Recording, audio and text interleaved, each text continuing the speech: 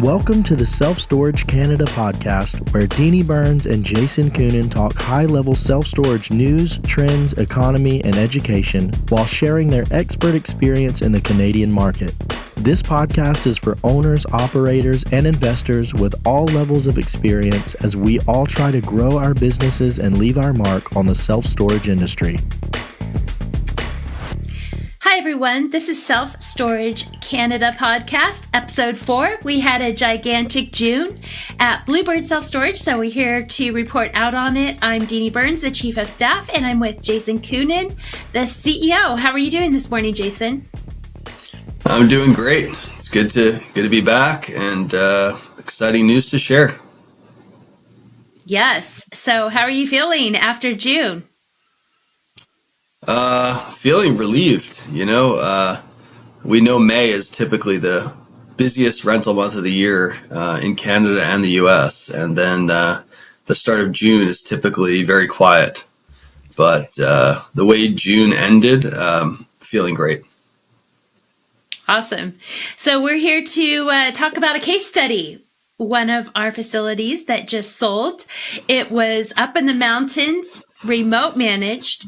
So not in a tertiary. It was a tertiary market. It was out in the boondocks, so to speak. So it was not in a big city, not high density population, remote managed. It just sold, and we have some exciting stats to report. So let's see, less than 2 years. We managed it less than 2 years as well. And so we're really excited to report out on this. So Jason, tell us a little bit about that site, the sale, and why you're so excited about it. Yeah, this was a really interesting assignment for us. We were approached by the owner in 2023. He had bought a relatively small site, a couple hundred units, 20,000 square feet, just outdoor drive up, and a bit of a somewhat rural location. Our typical playbook, of course, we have the fairly high-end facilities and oftentimes 2 staff, full service type model. This one was a bit more of a hybrid. We had no on-site staff, but we had some very part-time work from a maintenance person who would come and show customers to units and do a little bit of maintenance, but only a few hours a week. Most of the sales and service, as well as collections, were provided from our in-house care center. They did an amazing job primarily running the site. So we got into the site in the summer of 2023. The owner then sold the property less than 2 years later in May of 25. So the statistics are great. The first thing we did was we increased the street rates. So we felt like the property was pretty full when we got it. It was, over 90% occupied. So we felt like there was some demand and we could get some higher prices. So the gross potential was up almost 75% for our street rates. And then the actual rates that we had customers in at, those increased 52% over that time. So like a magnet, the gross potential will attract those actual rates. The rental activity spiked. We moved in 40% more tenants over the previous 12 months versus 2 years ago. And revenue was up 50% and NOI increased 72%. So tremendous financial performance, and that's good for the owner. We work for our owners and our tenants, and ultimately a very successful project for us. In some ways, a bit of an experiment with the kind of lighter touch model. More support from our remote care center and from some part-time maintenance work. So all in all, a really good experiment, and one that we've employed now in the Quebec City market, and we're getting asked to do similar type deals in other markets like Montreal. So really excited for the success of that project, and looking forward to many more. Yeah, congrats on that. And congrats to our whole team. So our care center team is phenomenal. I love that team. They are just so professional, so on point. They do such a great job, but congrats to the entire team and very exciting numbers. And that site's in British Columbia, which British Columbia is heating up. We just had a grand opening for 2 new sites in British Columbia last month that I got to be a part of. I was really grateful for that. And that was on Vancouver Island in Victoria, downtown Victoria, which was very exciting. But British Columbia is heating up, and those are great numbers to report out. And like I said, congrats to the whole team. Very exciting. So, wanted to move on over to same store move-ins, move-outs, numbers in June. So we have some very exciting numbers to report, which is why we titled this Gigantic June. So where do you want to start with this, Jason? Yeah, let's start with some of the high-level numbers for the same store portfolio. So this June versus last June, we report on this on LinkedIn as well. We post kind of market trends as well as some of the overall metrics. So the move-ins in June versus the prior June were up 21%, and the vacate rate was probably a little lower. The actual number of vacates was only up 3%. So we got significant increase in occupancy with move-ins up 21% and move-outs up only 3%. So that was fantastic. I really wasn't expecting such a significant June. A lot of times, because we had a big May. I mean, we had a huge May. So a lot of times if May is big or a month is particularly big, the next month will be a little bit slower because a lot of that demand was pulled forward. But we did expect the first half of June to be slow, because of all the May activity. But the second half of June was tremendous, and that bodes really well. And the start of July here looks to be, fairly solid as well. So things are definitely moving in the right direction. Yes. Agreed. Very exciting. So let's analyze Canada, starting with the West Coast and British Columbia. So like I'd mentioned, we have 3 facilities on Vancouver Island: Quadra, Princess, Johnson. Quadra and Johnson celebrated their grand opening same day. They're very near to one another. And I was able to go and help out a couple days beforehand and do some on-the-ground guerrilla old school style marketing, which really panned out, really helped.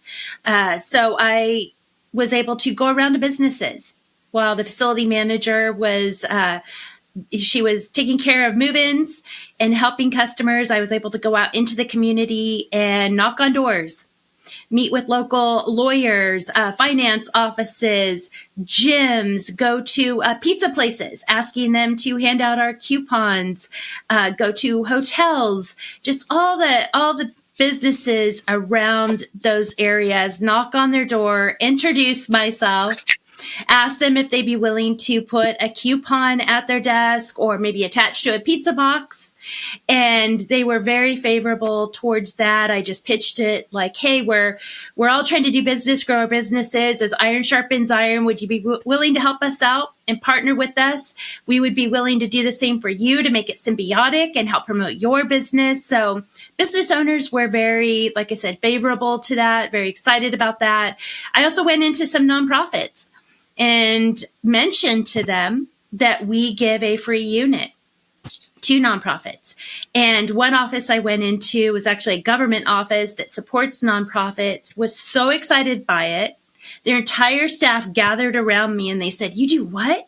Why would you do that?" And so I explained to them about self-storage, how if we're managing it correctly, we should always have some available units, right? And why not allow a nonprofit to use that? So they were very impressed with that. And so the old school marketing, just going around meeting people, it paid off. It paid dividends. And in fact, one office I went in, a gentleman came to our grand opening and he said that he really liked our style and how open and friendly and warm we were. He was very impressed with it and wanted to be a part of it and help us out and join in. And so lots of good connects made. We're still following up on those. And so marketing is supposed to add fuel to the fire. And it definitely did that. And people buy from people they like, right? So it's important to get in front of people and put a face with a name. And so get out in the community. That's what we need to do. That's the differentiator between us and the REITs, right? And so was there anything else you wanted me to mention about British Columbia?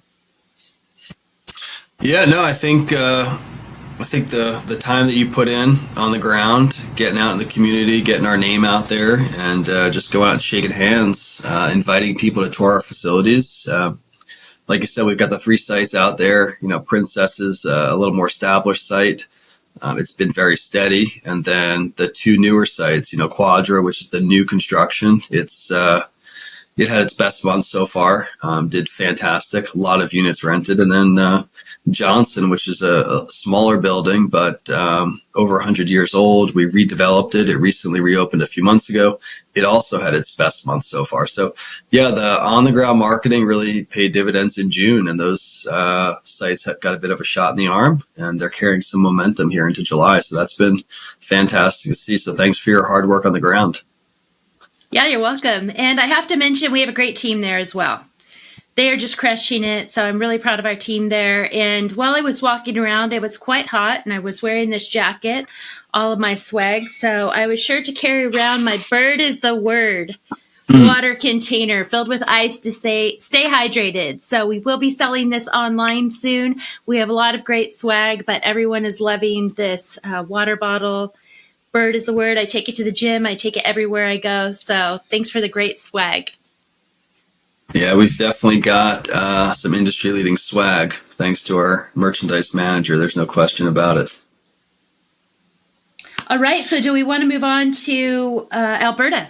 Talk about Alberta. What's going on there? Yeah, for sure. Let's start in Calgary. We had several sites that had noteworthy performance. We had a couple sites several sites, frankly, on the south side. Our Dufferin site did 50% more rentals than the previous June. 96 Ave was a record June, more rentals than any other June ever at that site. Our Mayland site had a record June, and our Mahogany site had a record June. So lots of new records for June at each of these sites, and that's a real sign of strength in the market. Some of these sites have only been around for a few years, but others have been around for more years, several years. And when you're setting records, that means you're kind of eclipsing the performance from 2022, which was kind of the high water mark for the storage industry during the pandemic. So it's really saying something if you've got certain months in 2025 that are outpacing 2022. That's a great sign. We know that 2024 was challenging across North America, but that's now in the rearview mirror. What about you, Dina? You know some of these sites intimately from some of your Western Canada tours. Anything surprising to you about the performance at some of these sites? Yeah, I was very impressed. Speaking of Calgary, I was just there visiting Alberta and very impressed with our sites there. So today, actually, our site at Buffalo Run, we call it Bluebird Self Storage Buffalo Run. It's located in, how do you say it? Tsuut'ina, First Nation. So they're doing a pancake breakfast to celebrate the Calgary Stampede, which I've never been to this event, but apparently it is a big event in Calgary that everyone looks forward to. So we were honored to be able to be a part of their schedule, host a pancake breakfast for not only customer appreciation, but the entire community. So our staff is flipping pancakes right now and serving their community. I love it. I can't wait to see the pictures. And another one of our teams just was a part of a fundraiser for a preschool in the Calgary area where they taught children how to make bird seed feeders in the form of bluebirds. So that was very exciting, the teddy bear picnic. But let's go back to the facilities. So very impressed with Dufferin, beautiful office, great team. They have some great marketing ideas, very innovative coming out of that. I loved the fully enclosed indoor loading and unloading zone. I think they call it the breezeway, where you could actually drive in. It lowers the door. You can unpack. There's dollies, carts, etc., and then drive out the opposite end, which was very impressive. And it also has an LTL car wash. So Love the car wash by Store West Bluebird Partners. And a lot of great retail around there. It's a really great area. So I know Dufferin is going to continue to do really well for all of those reasons and more. So also wanted to mention Mayland. So we have a newer employee there, but she's crushing it and she's doing great. And it is surrounded by a lot of competition. So I was really impressed. I've been really impressed with how Mayland has been performing, even in spite of, I think there's like 8 facilities around the area nearby. And some of those are pretty large, but we're taking customers away from the competition because of our the service that we add, clean facilities, live monitoring. So wanted to mention with live monitoring, we actually were given by our security company a video that we taken from our video cameras.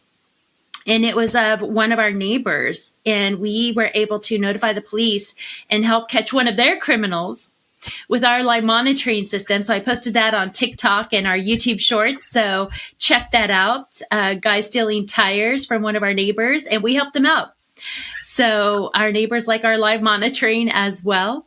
And let's see, 96 Ave. So again, a new employee who's crushing it. And that caters more towards a commercial client. So the marketing's a little bit different there. They also have some boardrooms for rent, some drive up, some vehicle parking. So it's a little bit different. So each facility has its nuances, right? Its personality. And so I'm really excited about all that's going on in Calgary, Alberta, and Alberta as a whole. A lot of great activity. And we have an awesome our VP of operations is there, and he's doing a great job coaching the teams on how to sell and running a tight ship. Yeah, you mentioned the live monitoring. You know, we are rolling that out at an increasing number of our facilities, and we've used it in a variety of different formats. You know, for indoor buildings, outdoor storage, RVs. We've been able to catch numerous would-be criminals in the act before the damage is done, you know, before they steal the catalytic converter, before they damage, you know, RVs or boats, before they steal the tires from the neighbor. You know, you've got the footage you posted, which is on our socials and LinkedIn about, you know, a guy going over a fence and throwing, you know, trying to steal tires from a tire sales place. And, yeah, the live monitoring, they're able to dispatch, you know, police, you know, in a matter of minutes while the would-be criminals in the act, you know, rather than, you know, going in the next day and you've got 20 units that have been vandalized. Instead, you've got this, you know, opportunity to catch the criminal before the damage is done, which is really the next level of more proactive monitoring, which it's a bit of a game changer, and customers are willing to pay for that, knowing that there's, you know, eyes on their stuff in the middle of the night. Yes, absolutely. I forgot to mention the most important one too in Calgary, and that was I mentioned Mayland. It was Mahogany. 67 move-ins in June. That is incredible. Yeah, quite a month. That's one busy area. Lots of new residential towers going up in that market, and the demand for storage is extremely strong. And it's going to continue with more residential development in progress. So that's been great. And to kind of wrap up in Alberta, we also had you know, record-setting rental month from one of our Edmonton sites as well. So Edmonton has definitely been a lot stronger. Interestingly, 2024 was a very good year for Edmonton as a whole. It had been slow in previous years, and then 25 things are quite brisk as well. So Edmonton is really benefiting as a market from housing affordability. So Canadian homes are extremely expensive, but Alberta, and in particular Edmonton specifically, have housing affordability advantages, and that's causing a lot of migration to Edmonton. So it's we're seeing that in our storage numbers. So it's been great to see. Yep. And before we move on, I just wanted to mention that we hire really good people. I was so impressed with our team. So that starts at the beginning when we get the resume, and we have a wonderful person in HR who pre-screens and then hands off to the regional managers, our VP of operations. And then when we do hire, we pay them more and we give great benefits, and we have a great coaching program by which we coach them on how to sell, how to provide the best customer experience. So I was really impressed with our entire team there. And so not surprised at the great stats and the great numbers with all of that going on. All right. Do we want to move on then to, you talked about Edmonton. We talked about Alberta. So do you want to move on, talk about Nova Scotia, Quebec? Yeah, let's go from west to east. So let's talk about Ontario. Ontario, We've got a handful of sites here that are putting up really, really strong numbers. So first in Mississauga, we've got one of our newest sites at Platinum. It opened in mid-January, so it's only been open for five to 6 months. And June was its best month so far. So that's a new kind of high water mark for Platinum. Our Matheson site's another Mississauga site. It did 56% more rentals than last June. So that was a great mark for Matheson. Our Toronto site did 70% more rentals than last June. And our Orangeville sites and Whitby sites on the outskirts of the GTA, they both did nearly double the rentals from June of 2024. So huge numbers coming out of the GTA and the greater Ontario area. So that's just fantastic. So we're really pleased with the Ontario performance. Let's go to Quebec next. So yes. in Quebec, we've got several different types of sites. We've got a bit of a kind of an older, warehouse industrial style facility that's really busy in Saint Laurent on Henri Bourassa. That was the most rentals ever done at that site in June since we've been keeping track. So a record month there. And then our St. Leonard site, 5 stories right on the Met. That was its best month so far. It opened a few months ago and added over 4,000 square feet in June, which was great. And then our Quebec City Market site, which is lots of heated outdoor buildings as well as drive-ups, nearly doubled the record of any prior June. So, big numbers in Quebec as well. And I also wanted to mention that we have some teams more on the East Coast that are doing some great job with social media, which creates that localized marketing for SEO to help build SEO. And Google loves that localized marketing. So big shout out to Wright. And they're doing a great job. And I think it's Highway 9 doing a great job. So a lot of fun, unique videos that they're doing, just unique marketing. So that's really great to see their engagement. Yeah. And last but not least, you mentioned Nova Scotia. We've got a site just outside of Halifax that had the most rentals in June since June of 2021. So that was great to see. The occupancy is now over 92%. And then our Truro site, which is about an hour away from there, did its most rentals since 2019 in June. So in almost every market across the country, Denee, we're seeing a pretty good surge in activity. And like I said, that's quite surprising coming off such a big May to follow it up with so many records in June. So it's definitely exciting. Yes. So I know you don't have a crystal ball, but what are you anticipating for July based kind of on this on-ramp of May, and then it's ramped up to June. So are you expecting a stellar July? What do you think is going to happen in July?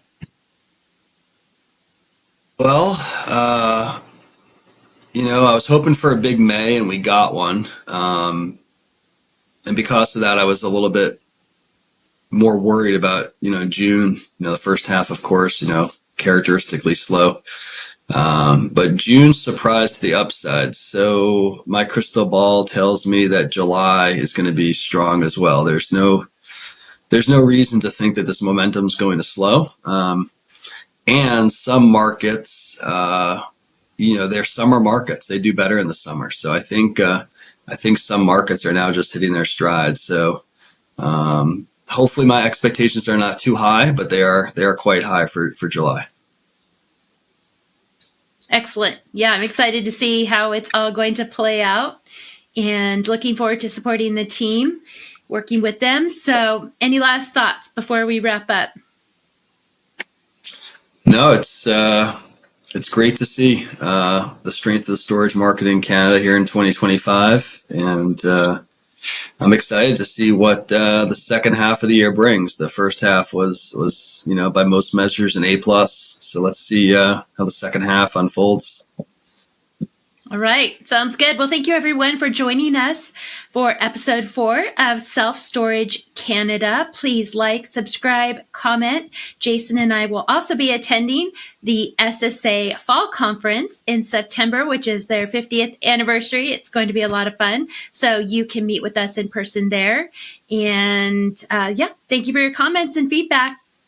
Appreciate it. Thanks, Jason. Have a great day. That concludes this episode of the Self Storage Canada podcast. Be sure to share and subscribe as we continue to tackle self-storage news, trends, economy, and education while sharing our personal experiences from the competitive world of self-storage.